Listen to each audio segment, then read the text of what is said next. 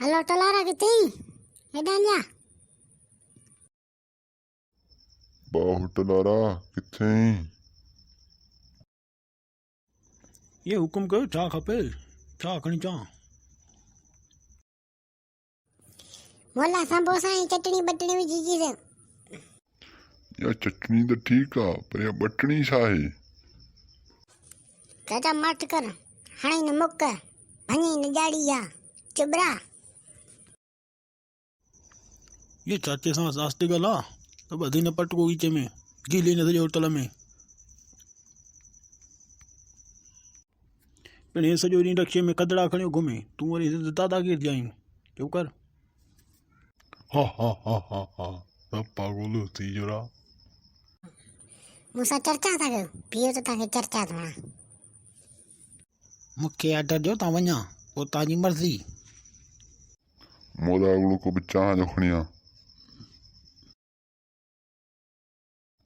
ए छोरा छा कंदो ही शादी वादी को सोचो थी या न चाचा मिड़े अञा हिते पढ़ूं पिया शादी बि कंदासीं पढ़ी वठूं को घर बर ठारायूं बंगलो ठारायूं पोइ का माई वठी ईंदासीं का भले का सुणी।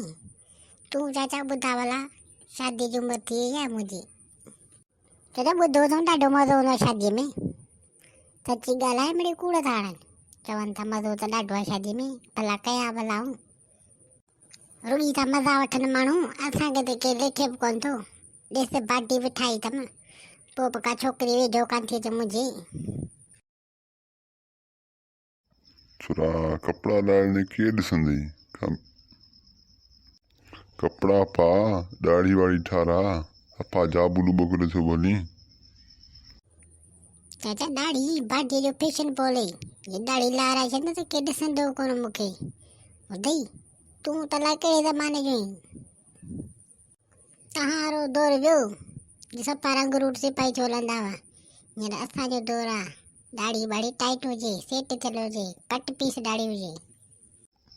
भले पिणे में कट पीस दाढ़ी रखराई हा बाबा नंढे हूंदे सुहिणो लॻंदो हो पेंट बि शर्ट बि पाईंदो हो जेके अंग्रेज़ पाईंदा आहिनि न पेंट बि शर्ट बि उहा पाईंदो हो। हाँ पिणे खां भला पुछजई नंढे हूंदे पिणे खे कां फासी पियो गुईअ में पेंट बिशेंट मां निकिती पियो टूंगो। हाँ चाचा वाह जो रखी दे छोरे खे सफ़ा सुॼाए छॾी वियो। ही ॿई पीउ पुट पंहिंजे पाण ॻाल्हाए छा था सम्झनि चवंदा आई हुई चर्चा ई असांजी। तूं मट कर सिम जा ॾेॾर विच में टां न कर हणी न लत।